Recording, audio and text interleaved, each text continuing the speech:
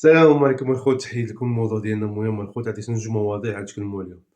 الموضوع الاول: الجزائر فضلات بغات تعطي الفيزا لجمهور الجيش، هي ما بغاتش تعطي الفيزا لجمهور الجيش، والكاف تدخل على هذا الموضوع هذا. اصلا ما عندهمش الحق يحبسوا الفيزا للجمهور، ما عندهمش الحق. اولا الجمهور ما جايش، اولا ما يجيش ما يمشيش، هضرنا الجمهور اللي فار ما يمشيوش. الموضوع الثاني: الفيديو اللي انتشر قالوا راه بتا فلسطينيين احتفلوا لا المنتخب خسروا. خوتي مغاربه هادوك شي فلسطينيين، شي فلسطينيين. هضرت مع واحد فلسطيني قال لي هادوك شي فلسطينيين، هذاك الفيديو مصور بلاصه وحده اخرى وقالوا شوفوا الفلسطينيين. اخوتي المغاربه هادوك شي فلسطينيين، فلسطين مساكن عندهم الحق ضدهم ما عندهمش.